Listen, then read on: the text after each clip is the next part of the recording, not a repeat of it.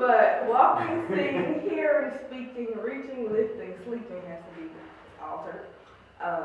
Your ability to perform basic manual tasks or whatever your job duties are. The ability to learn things, concentrate, communicate, and interact with others, or care for yourself. So if you can't bathe yourself, then that's a lifelong issue. If you can't go to the restroom by yourself, that's a lifelong issue.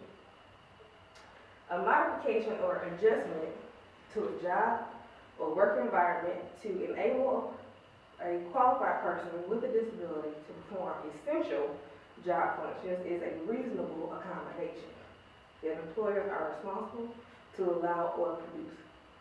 So, reasonable accommodation comes up a lot because some employees may be disabled, but if what is required for them to be able to work costs the employer an exorbitant amount of money to make that possible, that's not considered a reasonable accommodation. The employer can consult the EEOC or DOL and ask kind of what that price range is for that company, because a smaller company, of course, can't afford to put in quite as many accommodations as a larger organization. So just putting in like a ramp for a wheelchair, they're probably going to tell the company that you need to do that. That's not going to cost them that much. And most accommodations don't cost much, but some things do. And it, like I said, it depends on the company. So reasonable accommodations depends on the company, and it depends on the disability they're accommodating. So extra soft carpet would be one of those exorbitant. Depending on the size of the company. Get a job at Google or top. Exactly. So the adjustment to the job or work. Environment. With a disability to perform reasonable job functions? Essential. Yeah, I told you to copy that. And essential, basically, this kind of goes into other things with employment requirements, but essential functions of a job are the functions that cannot, under any circumstances, be eliminated. So to say that someone has to have a good speaking voice to be a manager is not necessarily essential. Depends on what they're a manager of. If they're a manager of a sales force, yes, they need to be able to speak well. But if they're a manager on the floor of a manufacturing plant, not so much. If you can understand them, that's fine. But sometimes people want you to have awesome speaking voice because you talk to people on a daily basis, and it may or may not be an essential function of the job. Okay, so on page 14 is basically some examples of illegal interview questions that are asked often. And quite a few of these have, they're listed online and in different areas, but I've sat in on interviews with hiring managers and basically had to tell them. So that's a question, they're looking at you like. No, they're asking the question, I'm like, yeah, or I'll just jump in and just rephrase the question for them. But yeah, if they're not HR, sometimes they'll ask whatever they want to ask, and they're not doing it maliciously. They're just thinking they're making conversation, or they're just trying to get to know you better, but they're walking into a mine. And I have to rephrase the question for them. I was like, So yeah, let's ask if you have reasonable transportation, not do you have childcare. That type of thing. So some of these are, how old are you? That's a conversational question. So oftentimes it's not malicious, but that also, if you tell them how old you are, they can very easily say, she's a little old, and maybe he's set in his ways, or he's not going to want to learn anything new. They'll start making all kinds of assumptions based on your answer to that question. Okay, so that's where the question, the catch-all question is, tell me a little bit about yourself. Yes. That's what they're trying to get. Right. That ain't talking about for everything. Exactly. After retirement, you talk tell me a little bit about yourself encompasses so much, because with me, and I'll have interviews with people, you'll be amazed at the things they'll tell me, and I really just want to know about your job. But they have this list here that they're looking over, okay, I'll have to ask that. You don't wanna know about my baby No, status? I don't really want to know about that. But and where were you born? If a certain person has a thing against a certain country and you were born there, they can just start kind of looking at you differently after you answer that question. If you maybe mixed or something and they ask what your racial group is, because they're not sure, and they may not like part of what your racial group is, then you start discriminating against you. Because they may not even know that that part is in you until they ask you and you actually do. So those types of things. Do you have a disability? You can't ask a person that. Of course, you might have a person sitting in a wheelchair. Yes, you know they do, but you can't ask them, do you have a disability?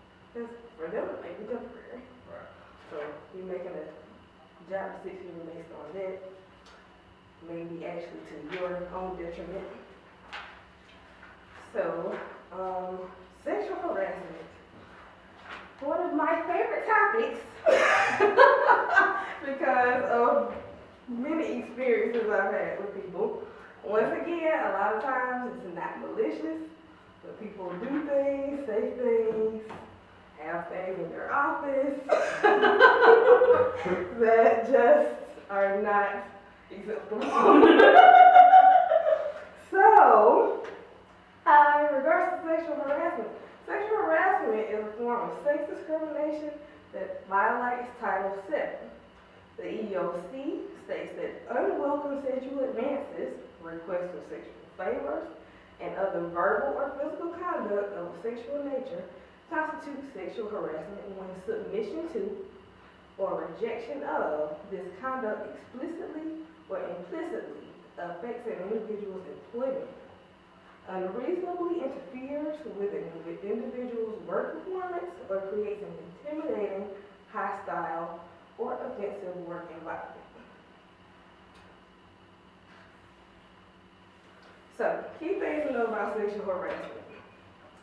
The victim of sexual harassment may be a man or a woman. It can occur between same sex or opposite sex.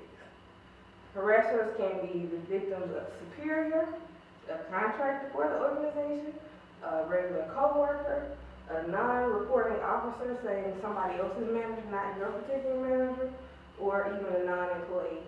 And I gave Corey this example before. When I was in high school, I worked at Walmart. And one customer used to come through my line, like almost every day, and harass me. And he used to come and just say inappropriate things to me because he would ask me out and I didn't want to go out when we was way too old anyway. I was like, and so I told my manager, and my manager ended up forbidding him to come back into that Walmart again. And if he did come back into that Walmart, basically he had to not come through my line. So that was sexual harassment as well, and he didn't work for him. But he was a non-employee, and he was affecting my employment, and my employment conditions. So,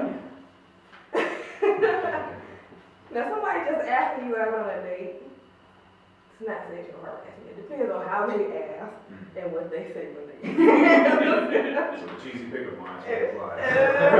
Depends. If you have game, it's cool. The victim could be anyone affected by the offensive conduct. Therefore, the offense doesn't even have to be directly intended for the person claiming for sexual harassment. Sexual harassment may occur with the victim's employment being compromised directly or indirectly. We were talking about this before as well. If you have a supervisor and a subordinate, and the supervisor tells the subordinate, if you do certain sexual favors for me, I'll make sure you get a promotion. Or if you do certain sexual favors for me, if you don't do it, then I will demote you or cut your pay or cut your hours or something of that nature. That is completely sexual harassment, and it's called quid pro quo, which means something for something. And the harassment conduct must be unwelcome, So if you have someone that talks to you in a sexual way and you never say anything to them about it, then it's very easily assumed that it's welcome. So anytime something like that happens, make sure that first you talk to the person that is talking to you in the inappropriate way and let them know that you don't appreciate that type of conversation. You don't want to have that conversation with them again. And if they stop, fine. If they don't stop, you take it to the next level and speak either to your supervisor. If it's your supervisor, talk to their supervisor. If you don't feel comfortable with that, talk to the HR person. And somebody in the organization should be responsible immediately. And if they're not, you unfortunately may have to take it to the next level, which is take it to the EEOC and tell them about it, and they'll do the investigation in your organization. Doesn't take any precautions. But a lot of people will have somebody come at them that way and never say anything to the person, never say anything to anybody in the organization, and then they'll sexual harassment and end up losing the case because they never complain about it. What was the second one there? Security, something for the organization. A contractor. And the last one was non-employee. So sexual harassment, once again, can occur without speaking or even touching another person. So, like the question in the pre-test about the Sports Illustrated calendar. Somebody may have a picture up of, I don't know, Tyson Bedford. They weren't showing my age, but Tyson Bedford in their cubicle, and he has nothing on but a Speedo. And the guy or girl have an issue with it, and they ask you to take it down. Your best recourse is to take it down. When in doubt, take it down. Because you don't want to get in trouble about something that you had absolutely no intention of offending someone about.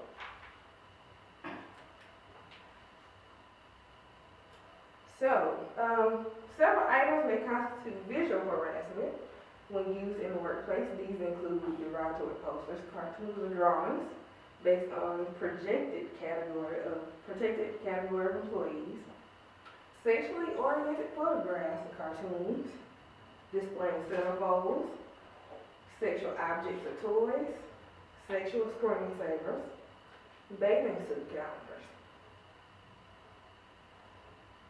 That's not all inclusive, but those are examples. Now, action items for a sexual harassment victim, we kind of already talked about that.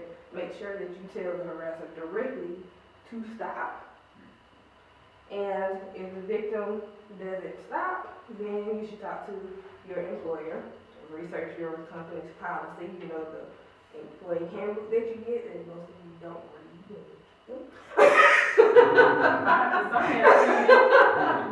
Most people don't read them. They come to my office and say, well, can we do this? But that's normal, so I'm used to it. Job security. Right? So, should we take a break? No, that's sure. So, here's a case study on sexual harassment. Read over that real quick and then we'll kind of discuss it.